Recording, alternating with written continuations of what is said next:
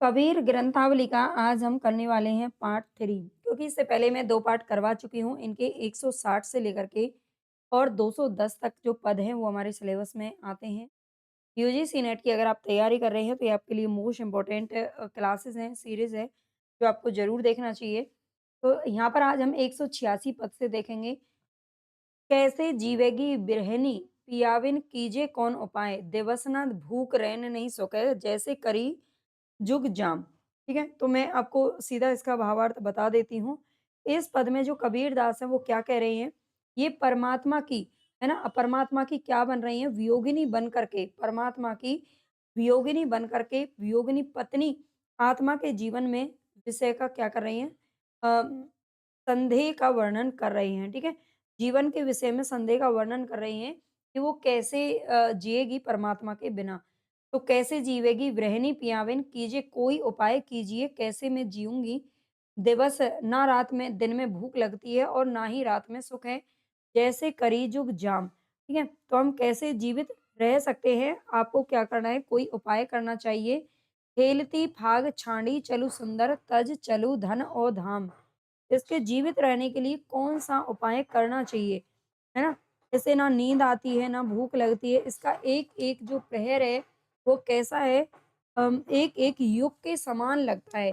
एक-एक जैसे करी जुग जाम मतलब 4-4 एक-एक युग के समान इसका एक-एक प्रहर लगता है। आगे क्या कहते हैं, तू खेलती फाग, फाग बोलते हैं होली को।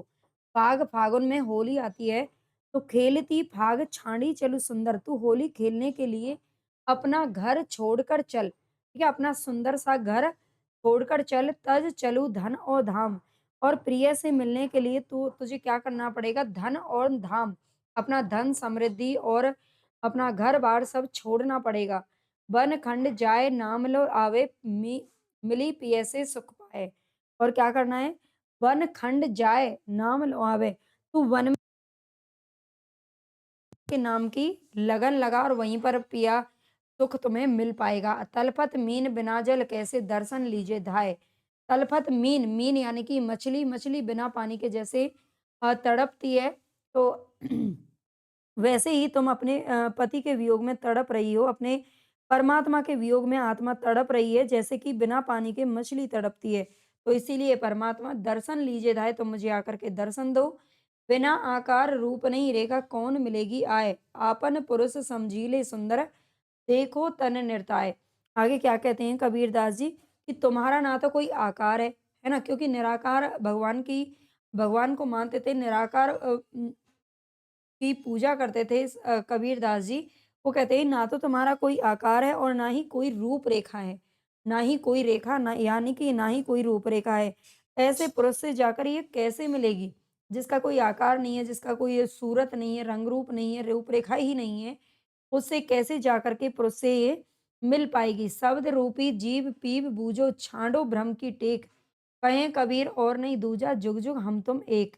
आगे क्या कहते हैं कबीरदास जी कि हे सुंदरी तू ये समझ ले कि तेरा जो पुरुष है अर्थात तेरा जो पति है वो कौन है ना? वो कौन है? तू अपने शरीर को भूलकर केवल उसके दर्शन कर, है ना? आगे क्या कहते हैं कि जब तक तेरा शरीर से छांडो भ्रम की टेक यानी कि सारे जो भी भ्रम और वहम तूने जो पाल रखे हैं उन सबको छोड़ो। कबीरदास जी ये कहते हैं कि उन सबको भ्रमों को छोड़ो, उन सब का त्याग करो और क्या करो? केवल और केवल परमात्मा को ही अपना पति रूप में स्वीकार करो। तो कवे कहें कबीर और कोई दूजा नहीं है दुनिया में ईश्वर के बिना, जुग जुग तुम जुगों-जुगों तक, युगों-युगों तक हम तुम यानी कि आत्मा और परमात्मा एक ही है। इसमें कुछ यहाँ पर है शब्दार्थ दे रखे हैं, इनको आपको पढ़ लेना है।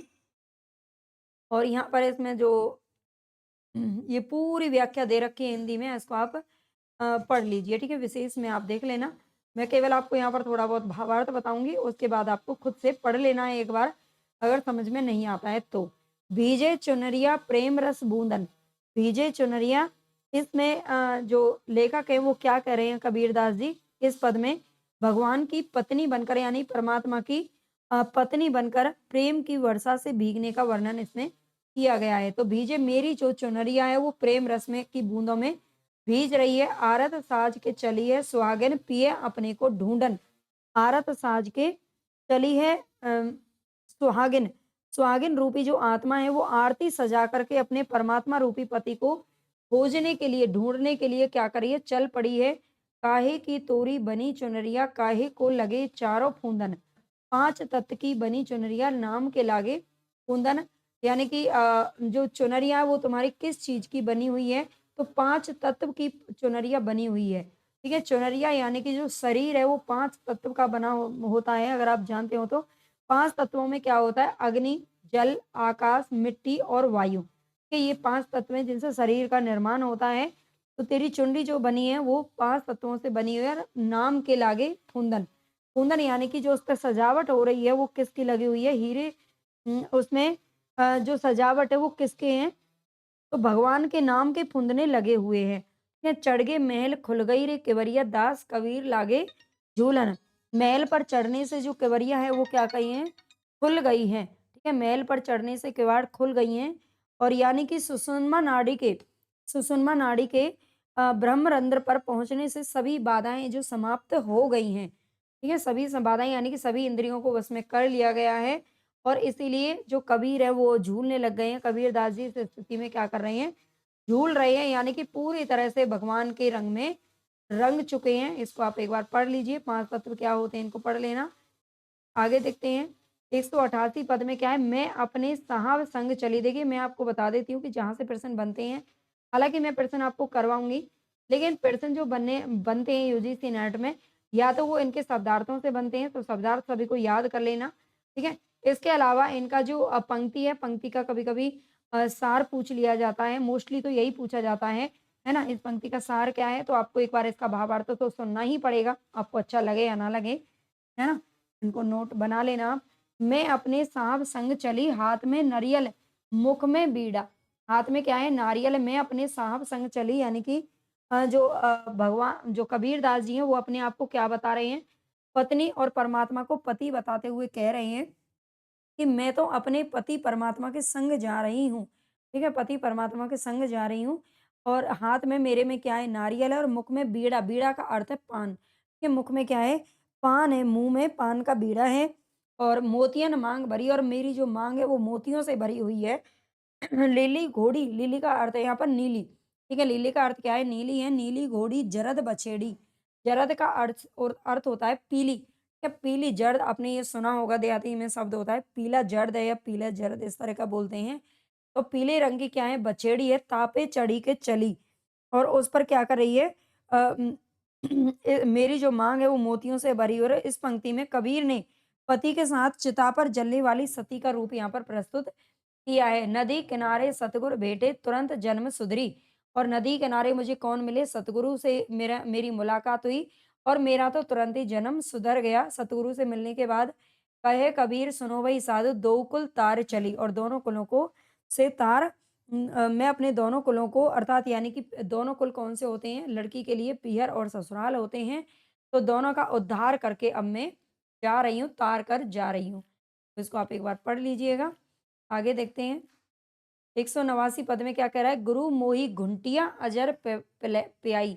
घुंटिया का अर्थ होता है गुट्टी, है ना? गुट्टी यानी कि जो जड़ी-बूटियों की जो गुट्टियाँ होती हैं, गुट्टी अब बच्चों को पिलाते हैं जो गुट्टियाँ हैं ना, गुरु मोहे ऐसी गुट्टियाँ पिलाए कि मैं अजर यानी कि अजर वृद्ध ना होने वाली, है ना? वृद्ध ना होने वाली गुट्टियाँ पिला दिए हैं। गुरु मोहि घंटियाँ पियाई, भई सुचित मेटी दुचताई, है ना? भई सुचित का अर्थ है कि यानी कि जो मेरा मन है वो पूरी तरह से जो बुद्धि है मेरी एकदम बहुत अच्छी हो गई है ना?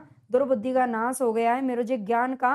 अ, उम, उम, मुझे ज्ञान हो गया है ना? ज्ञान की प्राप्ति हो गई है। मेटी दुचिताई, दुचिताई का अर्थ क्या होता है? सारी चिंता और जो कष्ट है वो सब मेरे खत्म हो गए हैं। ठीक है? गुरु के उपदेश से जो गुट्टी रूपी जो औषधि मुझे पिलाई गई है, उससे मेरा मन एकदम से शांत हो गया है।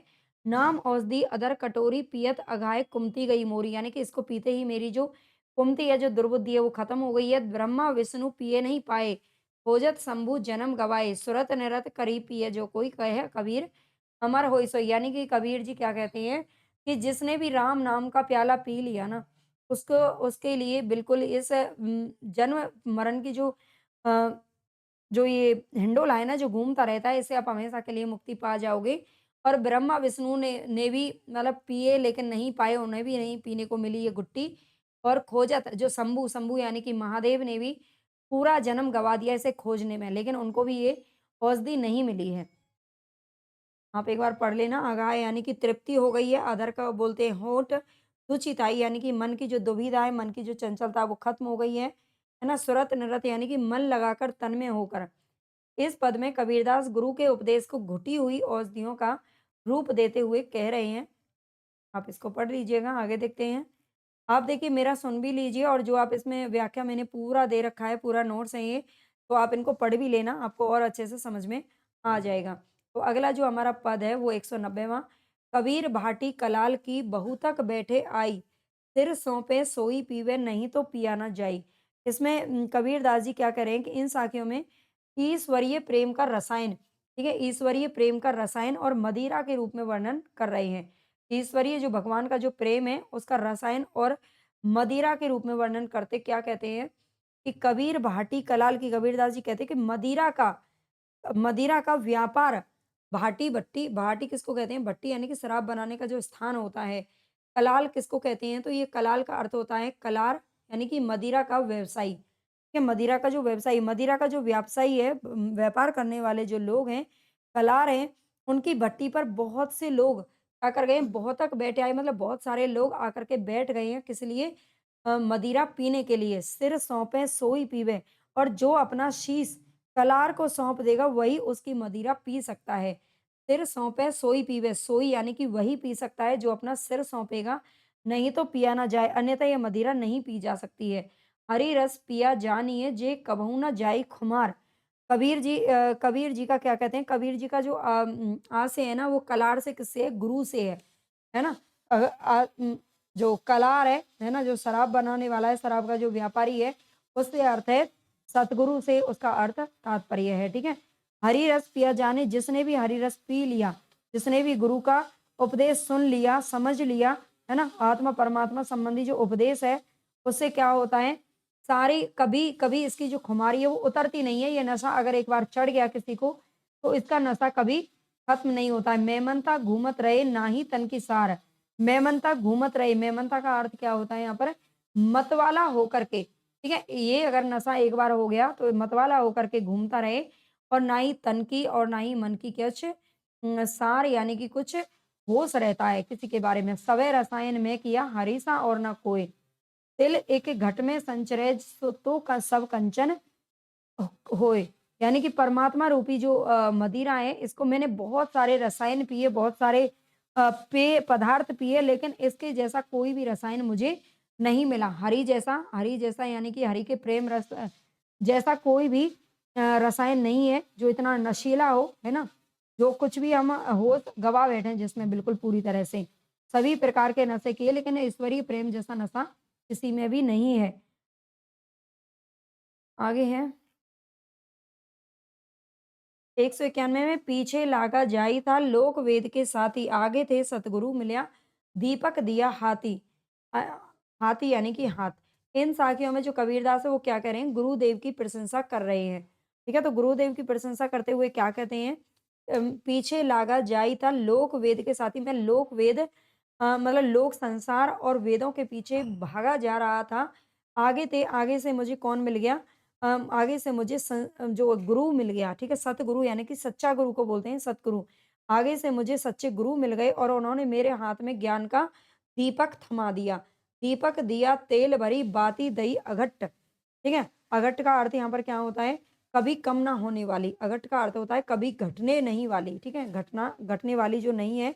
और जो ये दीपक है, ये तेल से भरा हुआ है और इसकी बाती कभी भी कम नहीं होने वाली है। पूरा किया बिसाहू ना बहुरे ना आवे हट, कबीर गुरु गरबा मिल्या रली गया आटे लून। इसमें कहता है आटे लून, लून का अर्थ है नमक, आटे में रल गया यानी कि रम गया पूरी तरह से। ये जैसे मतलब आटे में जो नमक है जिस प्रकार से बिल्कुल मिल जाता है, जिसको हम पहचान नहीं सकते, उसी तरह से इसमें ये इसको खरीद करके मेरा जो बेसाहुना का अर्थ क्या होता है? खरीदना होता है, और हट का अर्थ होता है बाजार, ठीक है?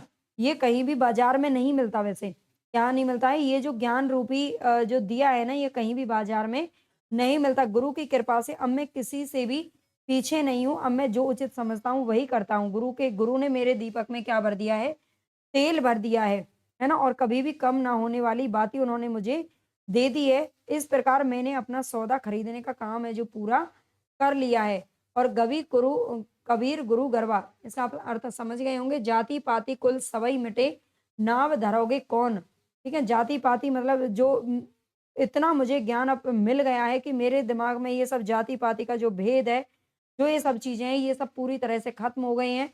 सतगुरु हमसु रीझी करी एक कह्या प्रसंग, बरस्या बादल प्रेम का भीज गया सबंग। यानी कि सतगुरु ने ऐसा अपना प्रेम, अपना ज्ञान रूपी प्रेम मुझ पर बरसाया है कि मेरा तो अंग-अंग उसमें भीग गया है। आगे क्या कहते हैं?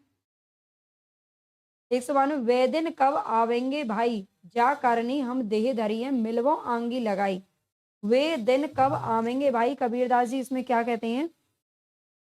इस पद के माध्यम से जो कबीर हैं उन्होंने अच्छे दिन आने की जो है आशा व्यक्त इसमें की है ना? अच्छे दिन की क्या कर रहे हैं? आशा कर रहे हैं, हे भाई अच्छे दिन कब आवेंगे, है ना? वे अच्छे दिन कब आवेंगे? वो अच्छा समय कब आवेगा? जाकर नहीं हम दे जिसके लिए हमने ये देह धरी है, जिसके लिए हमने ये जन्म लिया है ना? तो वो अच्छा समय कब आएगा? उसी के हेतु तो हम शरीर को त्याग कर मिलना होगा, है ना? "हों जानू जे हिली-मिली खेलूँ, तन मन प्राण समाई।" या कामना करो परिपूर्ण समर्थ हो राम राई। है ना? राम से प्रार्थना कर रहे हैं कि ये कामना मेरी पूर्ण करो, जिसके लिए हमने जन्म लिया है ना? जिसके लिए हमने जन्म लिया है, जो हिल मिलकर खेलते हैं। हाँ, जानू जे हिल मिल खेलूँ तन मन प्राण समाई। है ना? क्या कहते हैं कबीरदास जी कि मैं जानता हूँ कि जो हिल मिलकर खेलते हैं, उनके शरीर, मन और प्राण एक-दूसरे में समा जाते हैं। ठीक है? जो हिल मिलकर खेलते हैं, उनके शरीर, प्राण और मन एक-दूसरे में समा जाते हैं। हे राजा राम, मेरी क्या करो इस इच्छा को पूर्ण करो, मेरी उदासी मोही उदासी माधो चाहे चितवन रहनी बिहाई। है ना? आप मेरी इच्छा क्या है पूरी करो उदासी के बीच में हे माधव, भगवान कृष्ण को देखने की इच्छा में पूरी रात मेरी बीत जाती है। चितवन रैनी बियाई, रैनी का अर्थ होता है रात, मेरी रात बीत जाती है उदासी में, माधव माधव की चाह में। सेज हमारी स्वयं गई है, वही है जब सोऊं तब खाई। यह यहू अरदास दास की सुनिए तन की तपन बुझाई। कहे कबीर मिली जय साईं मिली करी मंगल गाई। सेज जो हमारी है वो कैसी हो गई है? सेज सेज हमारी क्या हो गई है? सिंह शेर के समान हो गई है। जब मैं उस पर लेटता हूँ तो मुझे खाने को दौड़ती है। यानी कि मुझे सेज पर भी नींद नहीं आती है और मेरी इस जो तन की तपन है इसको बुझाइए। ये अरदास अरदास यानी कि प्रार्थना इस दास की सुन लीजिए। जब आप हिंदी पढ़ेंगे ना तो आपको और अच्छे से समझ में आ जाएगा। 193 में मेरी अखियाँ जान सुजान भई, मेरी अखियाँ जान सुजान भई, कबीरदास जी इसमें क्या कहते हैं? अपने आप को भगवान की जो है पत्नी के रूप में प्रस्तुत यहाँ पर कर रहे हैं। ये सूफ़ी तत्व से इन्होंने लिया है ना, सूफ़ियों का ये फल है, परिणाम है जो इस तरह से परमात्मा को पति और आत्मा को पत्नी रूप में स्वीकार करते हैं कबीरदास जी। और ये सारे पद इसीलिए मतलब इसी चीज़ का वर्णन यहाँ पर कर रहे हैं। तो आगे कबीरदास जी इसमें क्या कहते हैं कि मेरी जो आँखें हैं, मेरी जो आँखें हैं वो जान सुजान भई, यानी कि मेरी आँखें प्रिय को जानकर चतुर हो गई हैं। है ना? जान सुजान भई, तो भगवान को जान कर के क्या हो गई हैं?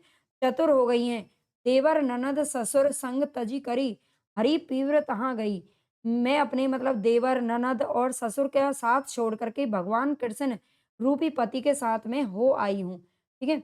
चली आई हूँ। बाल पने के कर्म हमारे काटे जान दई। बाल पने के हमारे बचपन के जितने भी कर्म थे, है ना? वे दया करके आपने नष्ट कर दिए हैं। बालपन के जितने भी हमारे कर्म थे वो क्या कर गए हैं? काट दिए हैं, नष्ट कर दिए हैं। बाँह पकड़ी करी कृपा कीनी आप समीप लई। और तुमने हमारी बाँह पकड़ कर के क्या लिया? मेरे प्रिय ने मेरी बाँह पकड़कर मुझ पर कृपा की और मुझे अपने समीप बुला लिया है। पानी की बूँद थे जिनि पेंड साज्या, ता संगी अधिक रही। आगे क्या कहते हैं कबीरदास जी कि जिस भगवान ने पानी की बूंद से, है ना? पानी की बूंद थे जिन्हीं पेंड साजिया, जिन्होंने ये शरीर बनाया है, ता संग जिन भगवान ने पानी की बूंद से मुझे ये सुंदर शरीर बनाया, मुझे उनकी इच्छा ही हमेशा अधिक रही है। उनके संग की ही इच्छा में रही है हमेशा। दास कबीर पल प्रेम ना घटई दिन दिन प्रीति नहीं। यानी कि दिन-दिन ये प्रेम बढ़ता ही रहना चाहिए, कभी भी घटना नहीं चाहिए, ये कबीरदास जी कह रहे हैं यहाँ पर। 194 में इहि विधि रामसु ल्या जाई, चरण पासे नृति करी। आगे क्या कहते हैं इसमें कबीरदास जी?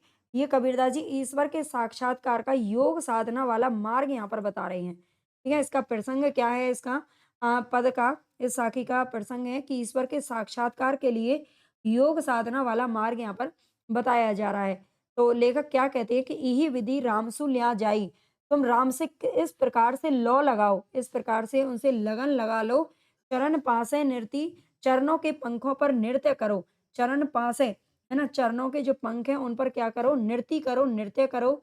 जिह्वा बिन गुण गाई, जिह्वा बिना गुण गाई और जिस प्रकार से क्या करता है सभी जो पक्षी है वो पंखों के सहारे से उड़ता है। ठीक है? पंखों पर नृत्य करो और इसी प्रकार योग साधना से अपने आप को हल्का करो, उच्च स्थिति प्राप्त करो।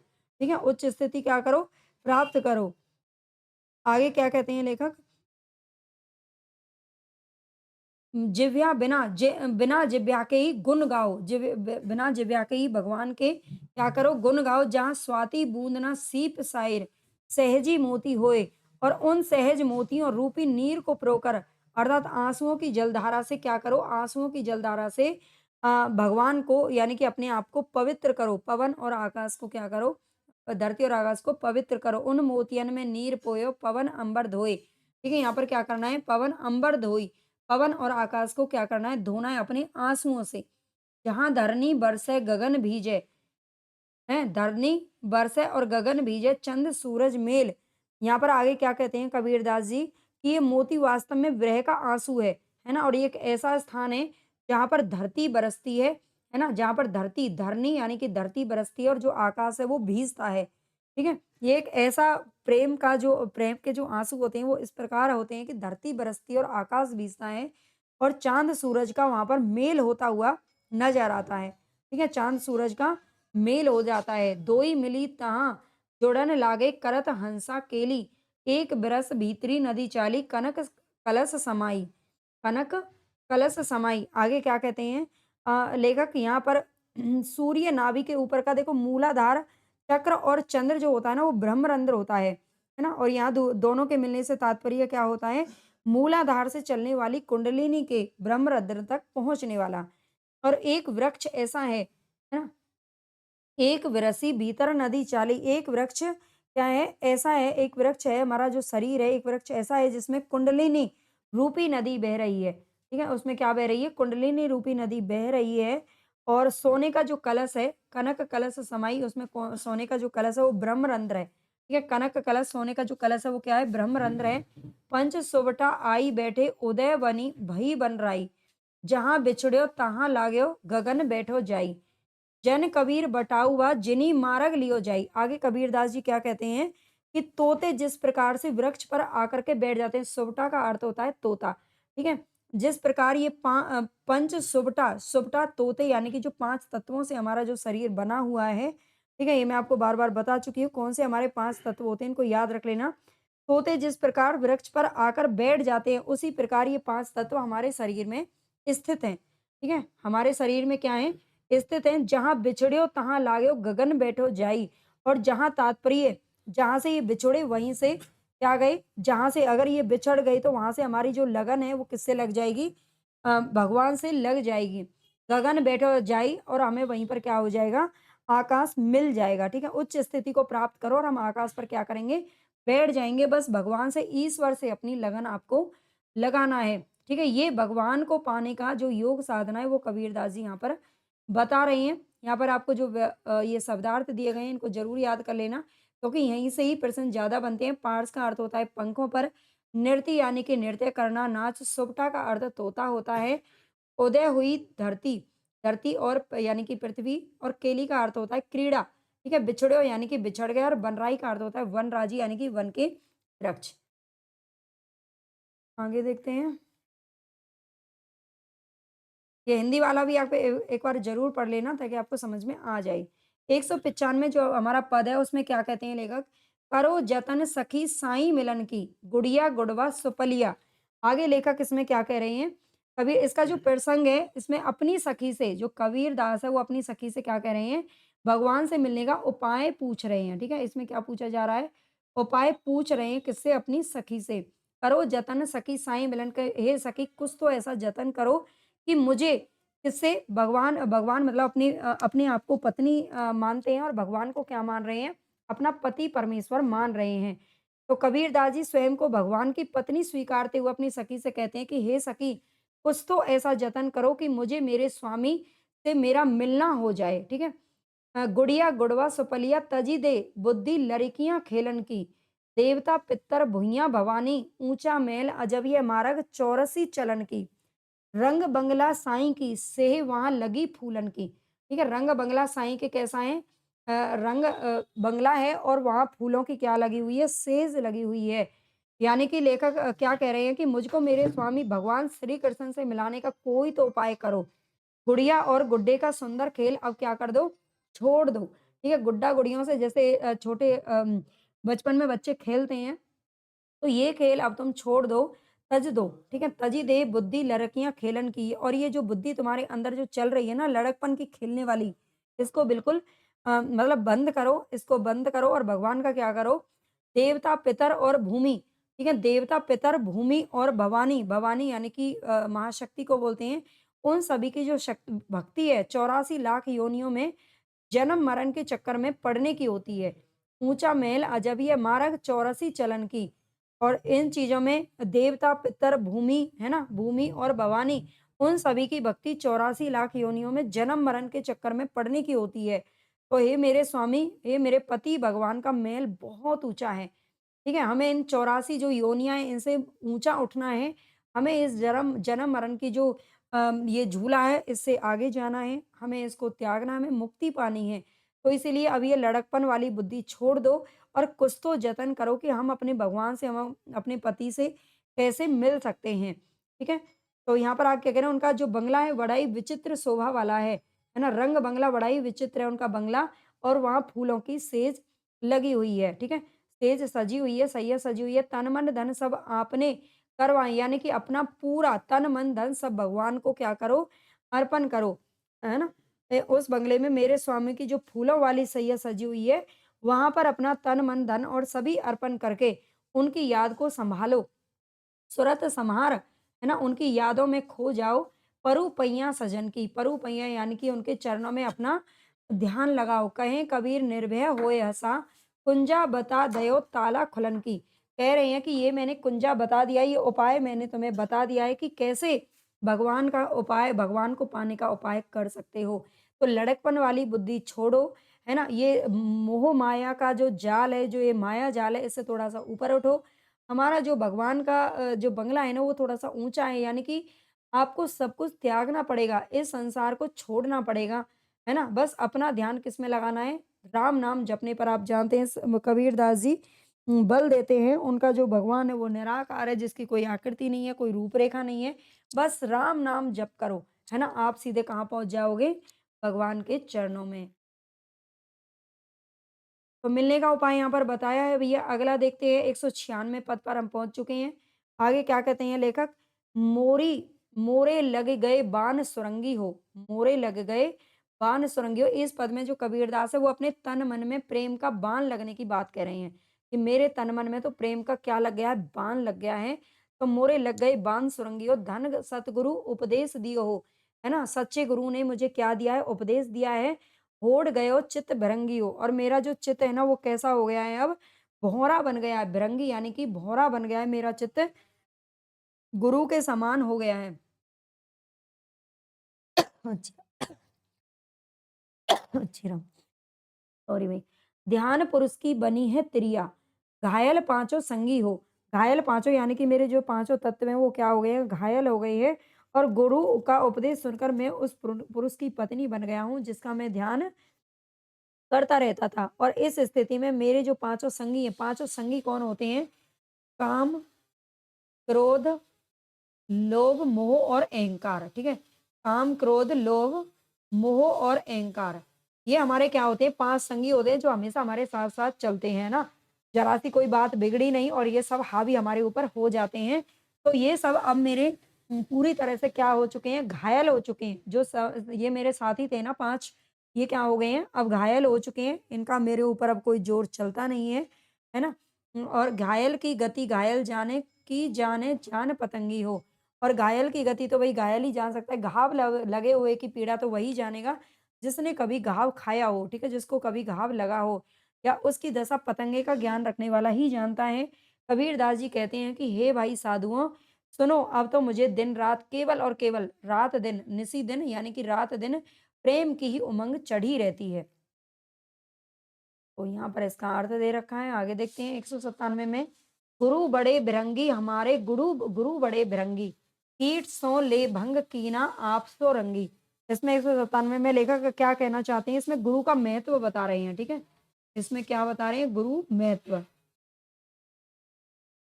गुरु का महत्व, गुरु बड़े भृंगी, कबीरदास जी गुरु का महत्व बताते हुए क्या कहते हैं कि मेरा जो गुरु है ना वो भौरी के समान है ना? किसके समान है? भौरे के समान है। कीट सो लेबंग, जिस प्रकार भौरे अपने गुंजन से किसी भी कीड़े को अपने आप में क्या ले लेता है? जकड़ लेता है अपने, है ना? भौरा कीड़ा, जो फूल होते हैं उनके ऊपर भौरा तैरता रहता है, उनका रस चूस जाता है। वैसे ही हमारे भी जो गुरु हैं वो बिल्कुल उसी तरह से सभी कीड़े मकोड़ों को अपने अंदर क्या कर लेते हैं? जकड़ लेते हैं। है ना? जिसको भी उपदेश देते हैं वो उनके रंग में रंग जाते हैं। पावें और कोई सब भय भृंगी, पावें और कोई सब भय भृंगी, पंख औरे और रंगी-रंगी। ठीक है? रंग मतलब तरह-तरह के रंग-रंग के हमारे जो सभी जो कीड़े-मकोड़े हैं ना, यानी कि जो प्राणी है, जो भी गुरु का महत्व ये है कि अगर जो भी गुरु की शरण में चला जाता है, वो उसी के रंग में रंग जाता है। ठीक है? ये सबको रंग-बिरंगे कर देता है, सबको अपने रंग में रंग लेते हैं। जाति कुलाना लखेस कोई, सब गए भये भृंगी, नदी नाले मिले गंगे, कहलावे गंगी। ठीक है? और नदी नाले सब जब मिल जाते हैं सब में तो गंगा कहलाती है। यानी कि चाहे कितने भी लोगों ने पाप किए हों, कितना भी उन्होंने बुरे कर्म किए हों, लेकिन जब उन्हें गुरु का उपदेश मिल जाता है तो गुरु के शरण में जब वो चले जाते हैं तो वो भी गंगा की तरह पवित्र बन जाते हैं, ये कह रहा है। ठीक है? दरियाव दरिया जा सामने संग में संगी, और चलत मनसा अचल कीनी मन हुआ पंगी। चलत मनसा, या क्या क्या क्या कह रहा है कि अब मेरा जो मन है ना वो पंगुल हो चुका है। चलत मनसा अचल, मेरा जो मन है वो पंगुल हो चुका है, मन हुआ पंगी, पंगुल यानी कि अपाहिज हो चुका है ना? अपाहिज हो चुका है, बिना पैरों वाला हो गया है मेरा मन। और अब मुझे तत्व में भी तत्व रहित दिखाई दे रहा है सब कुछ। मैं गुरु के रंग में उन्हीं के समान रंग गया हूँ। ठीक है? तत्व में नितत्व, तत्व में क्या दे रखा है? नितत्व, मतलब अब मुझे तत्व कोई दिखाई नहीं दे रहा है ना? सब कुछ तत्व रहित हो गया है मेरे लिए। बंध ते निबंध कीना तोड़ सब तंगी, कहें कबीर किया अगम गम नाम रंग रंगी। कबीरदास जी क्या कहते हैं कि मुझे तो गुरु ने मुझ ज्ञानहीन को ज्ञानी बना दिया है, और उन्होंने राम का जो नाम दे करके, राम के नाम का उपदेश दे करके मुझे अपने उन्हीं के रंग में रंग दिया है। यहाँ पर एक बार पढ़ लेना, ठीक है? भृंगी भौरे को कहते हैं अपने समान बनाने वाला। गंगा यानी कि गंगा में, दरियाव नदी को बोलते हैं। पंगी पंगुल यानी कि दोनों पैरों से दुर्बल हो गया। आगे देखते हैं 198, पिया मेरा जागे मैं कैसे सोई रे, है ना? पिया मेरे जाग रहे हैं तो मैं कैसे सो सकती हूँ, मेरा जो प्रिय पति है। इसमें इस पद में जो कबीर है वो अपने आप को परमात्मा की पत्नी मानकर अपनी मूर्खता का वर्णन कर रहे हैं। ठीक है? परमात्मा को कह रहे हैं कि परमात्मा तो मेरे जाग रहे हैं लेकिन मैं सो गई, है ना? पर मेरा प्रिय पति तो जाग रहा था लेकिन फिर भी मैं कैसे सो गई, है ना? मैं कैसे सोई रे, पांच सखी मेरे संग की सहेली, उन रंग रंगी पिया रंग न मिली रे। 5 सखी यानी कि मैं जो 5 सखी मेरे संग की हैं, यानी कि काम, क्रोध, अहंकार, लोभ, मैं इन्हीं में ही क्या है, ये मेरे संगी सहेलियाँ, और मैं इन्हीं के रंग में रंगी रही। मैं इन्हीं के साथ खेलती-डोलती रही, मैं अपने पिया के संग मिली ही नहीं, मैं अपने पिया के रंग रंग ही नहीं पाई। यानी कि मैं ईश्वर को समझ ही नहीं पाए। सास सयानी ननद देवरानी, पुन डर डरी पिए सार न जानी रे। ठीक है? सास सयानी यानी कि सास से इतना मुझे डर लगता था, सास से, ननद से, देवरानी से, है ना? ये बड़ी ही चतुर हैं, और मैं उनके उनसे भयभीत होकर के, उन उन डर-डरी मैं उनसे भयभीत होकर के पिया के पास ही कभी नहीं गई, है ना? मैं क्या नहीं गई कभी, पति परमेश्वर के मिलने का मतलब इनके प्रेम का आनंद उठा ही नहीं सकी। द्वादश ऊपर सेज बिछानी, द्वादश ऊपर सेज बिछानी, चढ़ ना सको भारी लाज ल सॉरी लाज लजानी हो। ठीक है? आगे आगे जो कबीरदास जी वो क्या कह रहे हैं कि यहाँ सास से तात्पर्य वैसे देखिए सास किसको बोलते हैं? माया को बोलते हैं, ठीक है? और ननद से तात्पर्य बुद्धि से और देवरानी से तात्पर्य किससे? निद्रा से। यानी कि मैं निद्रा में और सारे मतलब माया के जाल में ही फँसी रही। मैं ईश्वर के रंग नहीं रंग सकी, ईश्वर के प्रेम के मिलने का आनंद ही नहीं ले सकी। लेकिन इन्होंने जो ये इस तरह का जो प्रयोग किया है मतलब आम जनता को समझाने के लिए ही है। जो समझ जाए वो ठीक है। आगे हैं, आगे देखते हैं आगे क्या कह रहे हैं लेखक द्वादश ऊपर सेज बिछानी, ठीक है? द्वादश ऊपर सेज बिछानी, द्वादश का अर्थ होता है 12, द्वादश का अर्थ क्या होता है? 12 होता है, ये आप जानते होंगे संस्कृत की गिनतियाँ हैं ये, ठीक है? द्वादश ऊपर सेज बिछानी यानी कि द्वादश का अर्थ यहाँ पर क्यों है 12? क्योंकि 5 ज्ञानेंद्रियाँ होती हैं हमारी और 5 कर्मेंद्रियाँ होती हैं, ठीक है? और इसके अलावा 5 तो एक मन और बुद्धि होता है, ठीक है? इन सब के ऊपर मेरे प्रिय की सेज बिछी हुई है। ठीक है? इन 12 के ऊपर मेरी जो प्रिय की पत सेज है वो बिछी हुई है। चढ़ ना सकूँ भारी लाज लजानी। मुझे इतनी लाज आती है कि मैं इन सबको छोड़ कर के वहाँ पर नहीं चढ़ पाती हूँ। रात दिवस मोहि कूका मारे मैं ना सुनी रची नहीं। संग जाने री कहे कबीर सुनु सखी सयानी बिन सतगुरु पिया मिले ना मिलानी री। है ना? बिना सतगुरु के पिया नहीं मिलेंगे। ठीक है? यानी कि ईश्वर का जो प्राप्ति है वो बिना गुरु के शरण के नहीं हो सकती है।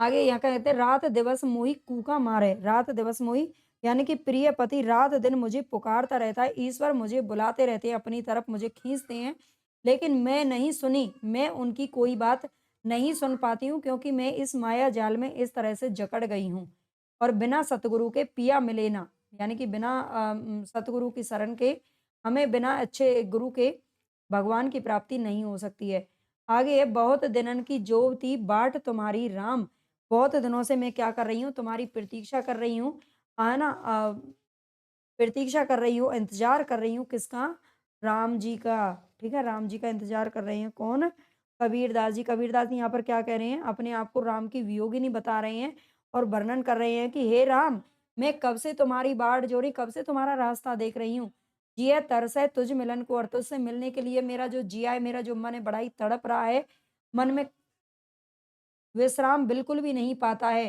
ब्रहनी उठे भी पड़े दर्शन कारणी राम। ठीक है? मेरे मन को हे राम तुम्हारी वियोगनी तुम्हारे दर्शन के कारण क्या करती है? उठती है और धरती पर फिर गिर जाती है ना? उठे भी ब्रहनी उठे भी पड़े यानी कि उठती है और फिर गिर जाती है तुम्हारे दर्शनों के लिए। अ, मुआ पीछे दोहोगे देहोगे सो दर्शन के ही काम। मुआ पीछे मुवे का अर्थ है मौत।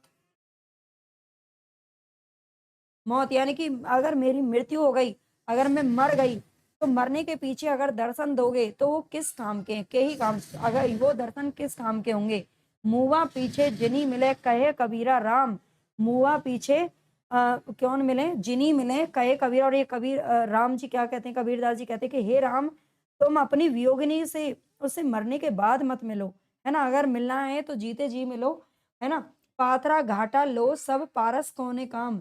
बासरी सुख ना रैनी सुख, है ना? बासरी सुख ना रैनी सुख, ना सुख सपने माही, ना तो सपने में सुख है, ना दिन में सुख है, ना रात में सुख है, ना सुबह सुख है, ना शाम को सुख है ना? कभी भी सुख मुझे प्राप्त नहीं होता है।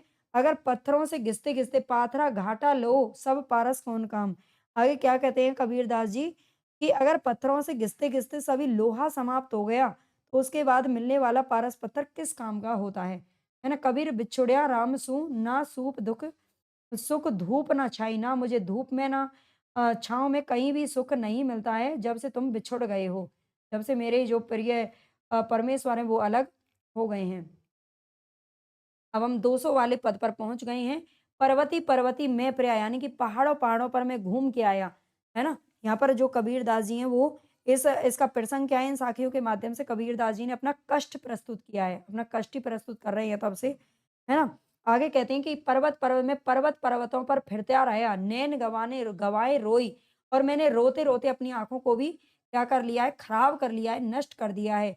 तो बूटी पाऊँ नहीं जाते जीवन होए और मैं ऐसी कोई बूटी मुझे मिल नहीं रही है, जिससे कि मरा आदमी भी जीवित हो जाए।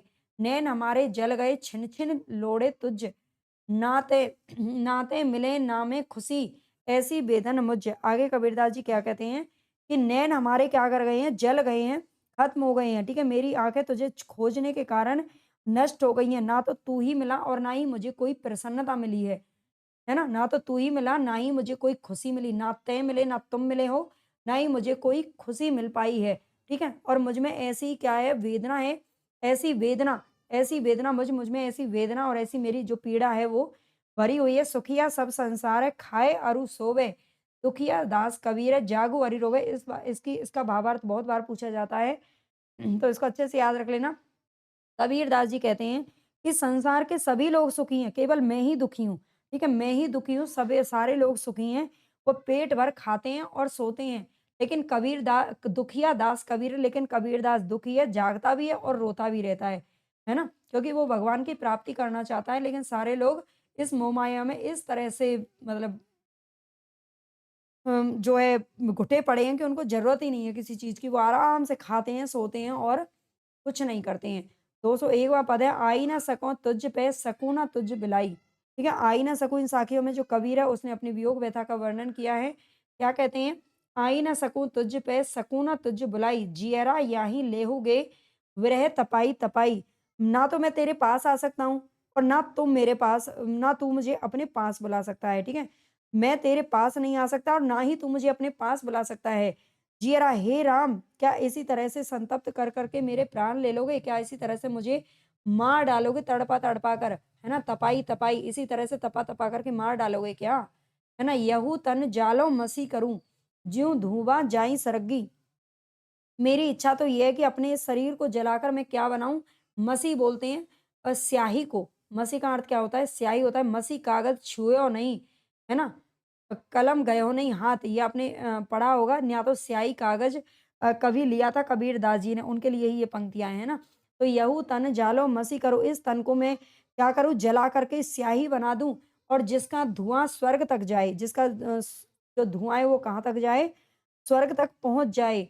मति वही राम दया करई बरसी बुझावे अग्नि, ठीक है? और हो सकता है ये धुआं जब स्वर्ग तक पहुंचेगा तो मेरे राम जी को दिखाई देगा, है ना? और वो मुझे क्या करेंगे? मति व राम, और हो सकता है वो मुझ पर दया करेंगे और मेरी ये इस अग्नि को जरूर बुझा देंगे। यहू तन जालव मसई करूँ लिखऊँ राम का नाऊ, ठीक है? राम का नाऊ आगे क्या कहते हैं कि मैं लिख लिख करके मैं अपनी उंगली यहू तन, मैं अपने शरीर की अपनी उँगलियों की क्या बनाऊँ?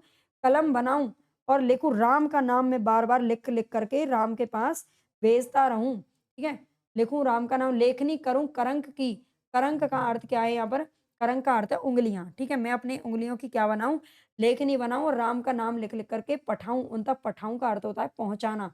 इस तन का दीवा करूँ बाती मेलू जीव, और इस तन को मैं क्या बना दूँ? दीपक बना दूँ और ऐसे ना इसमें अपने प्राणों की क्या डाल दूँ? जीव का अर्थ है प्राणों, प्राणों की बाती डाल दूँ। लोही सींचों तेल ज्यों, कब मुख देवो देखो पाँव। आगे क्या कहते हैं? उस दीपक में अपने रव को तेल के स्थान पर मैं भर दूँ।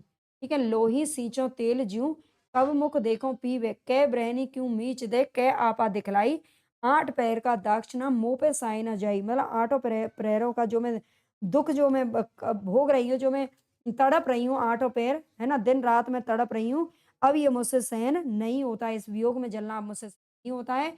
या तो क्या करो मुझे, या तो मुझे दर्शन दे दो और या मेरा मेरा जो जीवन है उसे खत्म कर दो। या तो इस आत्मा को मृत्यु दे दो या फिर इसको मुझे दर्शन दे दो, ये कह रहे हैं। दाक्षिणा यानी कि जलना, ठीक है? करंक का अर्थ है उँगली, याद रखना। पठाऊँ का अर्थ है भेजूँ। अग्नि आप जानते हो विरह की आग। मीच का अर्थ है मृत्यु, पढ़ लेना। आगे देखते हैं। 202वाँ यहाँ पर हमारे पद पर पहुँच गए हैं, छोटे-छोटे से हैं कुछ अर्थ। कबीरा प्याला प्रेम का अंतर दिया लगाई, रोम-रोम में रमी रया और अमल क्या खाई। अमल का अर्थ होता है नशा, ठीक है? अमल का अर्थ क्या है? नशा होता है। और राता माता नाम का पिया प्रेम अघाय, अघाय का अर्थ होता है तृप्त होना। मतवाला दीदार का माँगे मुक्ति बताए। कबीरा इन साखियों के माध्यम से जो कबीर जी वो क्या कह रहे हैं? अपनी प्रेम की मस्ती का वर्णन कर रहे हैं, ठीक है? प्रेम की मस्ती का क्या कर रहे हैं? वर्णन कर रही हैं। और कबीरदास जी क्या कहते हैं कि मैंने भगवान के प्रेम का प्याला अपनी आत्मा में तृप्त होकर पिया है। अब उसे पीने की इच्छा नहीं रही है। इस प्रेम के प्याले का जो नशा है मेरे रोम-रोम में बस गया है और मैं किसी अन्य प्रकार के नशे को नहीं खाऊँगा। तो इसको एक बार पढ़ लेना कबीरदास जी इसमें क्या कहते हैं। 203 में ए कबीर तें उतरी रहूं, संभल परोना साथ, संभल घटे ना पगु थके, जीव बिराने हाथ कबीर का घर शिखर पर, जहाँ सलेली गैल पाँव न टिके पीपली का खलकन लादे बैल। तय का अर्थ है यहाँ पर क्या, तू, है ना। संबल का अर्थ है सहारा, संबल का अर्थ क्या है, सहारा। पगु यानी कि एक कदम, एक कदम। सलेली का अर्थ है रिप्टीली, रिप्टीली जहाँ से हम फिसल जाते हैं, क्या कर जाते हैं, फिसल जाते हैं, रिप्टीली।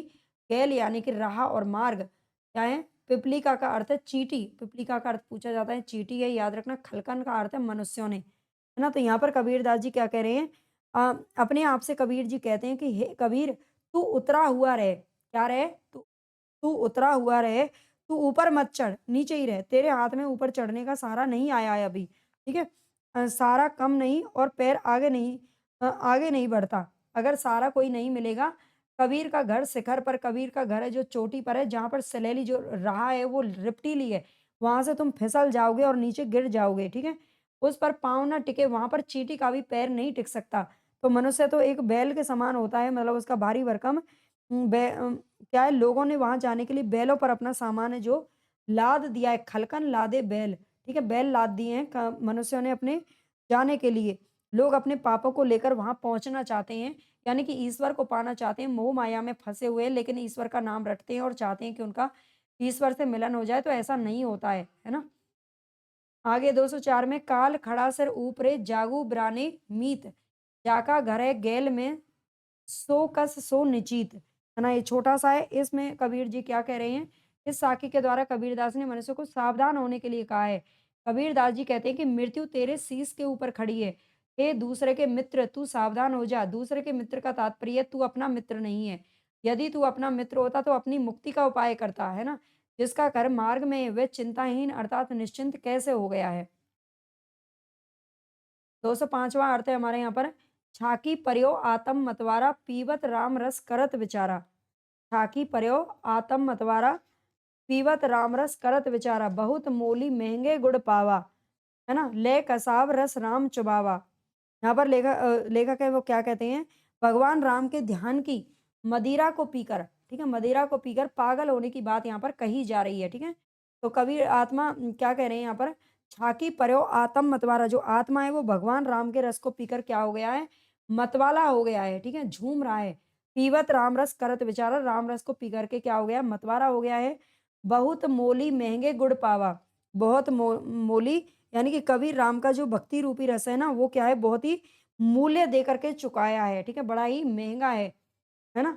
बड़ा ही क्या है, महंगा है, अधिक मूल्य दे करके मैंने गुरु को प्राप्त कर लिया है। ले कसाव रस राम चुबावा, है ना। तन पाटन में कीन पसारा, मांग मांग रस पीवे बेचारा, और मांग मांग करके क्या कह रहा है, राम के रस को मांग मांग करके पी रहे हैं। कहें कबीर फावी मतवारी पीवत राम रस लगी खुमारी, यानी कि मुझे तो नशा चढ़ गया, पीते पीते मुझे खुमारी आ गई है, यानी कि नशा हो गया है राम के प्रेम के रस का। 206 में क्या कहते हैं, सब दुनी स्यानी में बोरा, हम बिगड़े बिगड़ी जनी ओरा, मैं नहीं बोरा राम कियो बोरा, सतगुरु जार गयो ब्रह्म मोरा। यहाँ पर 206 में लेखक क्या कहते हैं इस पद में, इस पद के माध्यम से जो कबीरदास है वो अपने आप को सांसारिक दृष्टि से पागल या फिर मूर्ख स्वीकार करते हैं, ठीक है, क्या करते हैं, पागल या मूर्ख स्वीकार कर रहे हैं। और क्या कहते हैं, सब दुनी सयानी में बोरा, सारी दुनिया के जो लोग हैं वो कैसे हैं, सयाने, सब दुनिया बड़ी सयानी है, लेकिन मैं बोरा हूँ, मैं मूर्ख हूँ, पागल हूँ, ठीक है। हम बिगड़े बिगड़ी जनी औरा, केवल मैं ही मूर्ख और पागल हूँ, हम तो बिगड़ गए हैं, हम बिगड़े, है ना, हम तो क्या कर गए हैं, बिगड़ गए हैं, दूसरे लोग हमारे समान नहीं बिगड़े। मैं अपने आप पागल नहीं हुआ, मैं नहीं बोरा राम की ओर, मैं अपने आप पागल नहीं हुआ हूँ।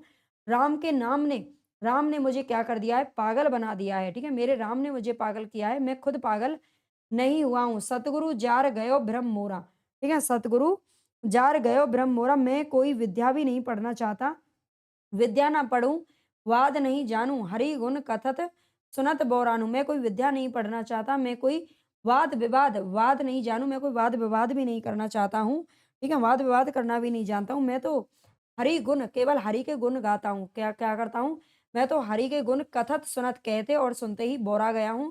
काम क्रोध दो भय विकारा, काम और क्रोध दो के दोनों क्या हैं, दोनों ही विकार मुझ में आ गए हैं, ठीक है। काम क्रोध दो दोनों ही विकार मुझ में आ गए हैं। आप ही आप जरे संसारा मीठो कहा जाई, तो भावे दास कबीर राम गुण गावे।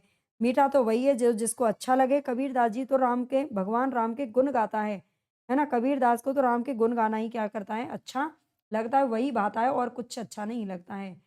207 में क्या कह रहे हैं, नहर में दाग लगाए आए चुनरी, ठीक है? नहर, नहर का अर्थ होता है पीहर, ये प्रश्न पूछा जा चुका है पहले।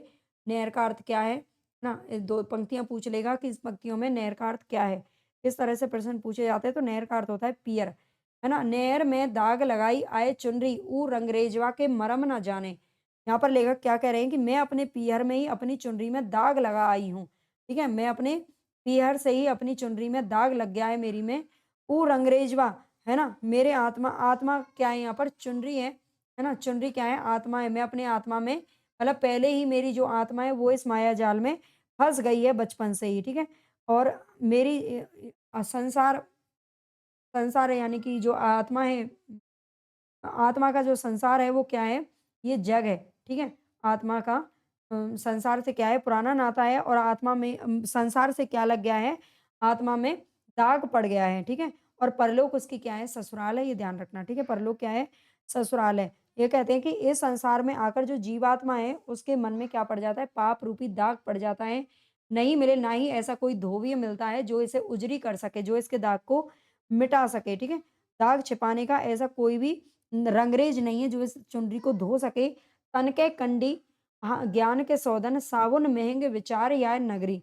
आगे क्या कहते हैं कि जो गुरु होने का ढोंग करते हैं, ठीक है? तन के कंडी, ज्ञान के सौदन साबुन महंग विचार, अ, चादर को स्वच्छ बनाने का जो दूसरा साधन है, उसे धुलवाकर दाग छुड़वा लेना है। आगे क्या कहते हैं कि मैं इस पापी और दूषित शरीर से अपने पति, यानी कि अपने पति परमात्मा से मिलने परलोक को चली गई, है ना? इसको मैं हिंदी में एक बार अर्थ बता देती हूँ, यहाँ पर थोड़ा समझ में आ जाएगा। मैं अपने पीहर में ही अपनी चुनरी में दाग लगाई हूँ।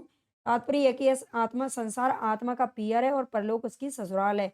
मन आत्मा की चुनरी है। इस संसार में आकर जीवात्मा के मन में पाप रूपी दाग लग जाता है, और ऐसा कोई सद्गुरु नहीं है जो इस ऐसा कोई सद्गुरु रूपी धोबी नहीं मिलता जो इस चुनरी का दाग छुड़ा सके, ठीक है? अगर हम एक बार माया जाल में फँस जाते हैं तो इससे छूटने का कोई साधन हमें नहीं मिलता है, ठीक है? चुनरी को अपने आप धोने का उपाय, उसे कुंडी में डालकर सोटे से कूटना है। यह शरीर मेरी कुंडी है, और इसी सोटा और कुंडी के सारे इस मन रूपी चुनरी को धोकर दाग छुड़ाया जा सकता है, यानी कि बाहर से कुंडी बंद कर लो, है ना? शरीर के बाहर से, यानी कि बाहर से शरीर कुंडी को बंद कर लो, और अपने अंदर की जो आत्मा है उसको पवित्र करो। संसार में ज्ञान की प्राप्ति बहुत ही कठिन है, और इस संसार में ज्ञान बहुत महंगा बिकता है। कबीर कहते हैं, भाई साधुओं सुनो, बिना सतगुरु के इस मन रूपी चुनरी का दाग धोकर इसे उज्जवल नहीं बनाया जा सकता है। यहाँ पर 208वाँ है, इसको पढ़ लेना। इतना लंबा चौड़ा तो वैसे नहीं आपसे पूछा जाता, लेकिन यहाँ एक बार आप इसकी हिंदी देख लेना, ठीक है? ये 2-3 मैं छोड़ रही हूँ, आप इनको पढ़ लीजिएगा। ये बहुत लंबा हो गया है, गले में भी दर्द हो गया है। "अप न पौ आप ही बिसरो, जैसे सोना काँच मंदिर में भरमत भकी मरो।"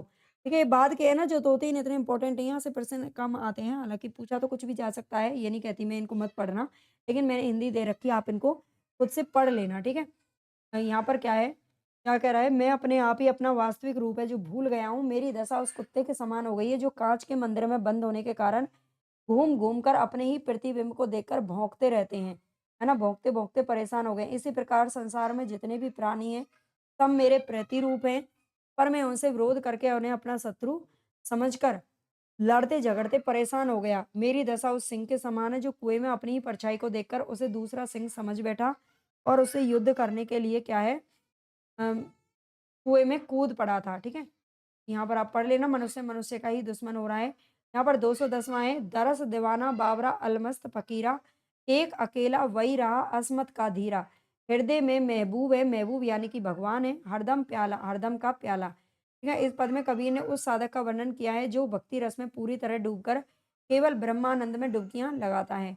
तो ब्रह्म के दर्शनों के लिए दीवानी बनी आत्मा निर्भय होकर प्रेम की मदिरा पीकर मस्त हो रही है। रहती है वह मस्त मौला बनकर सब प्रकार की चिंताओं, आशंकाओं से मुक्त हो जाती है। वह प्रतिक्षण प्रेम मदिरा का प्याला पीकर मस्त रहता है, पर उस प्याले को पहचानने और पीने के लिए पात्रता होनी चाहिए। पात्रता यानी कि हमें सब कुछ त्याग करना पड़ेगा, जब हम भगवान को याद कर सकते हैं। तो यहाँ पर हमारे 210 कंप्लीट हो गए। जितने इम्पोर्टेंट था उतना मैंने आपको पढ़ा दिया है, जो बाद में थोड़ा-सा ये 2-3 है, इनको आप खुद से पढ़ लेना, ठीक है?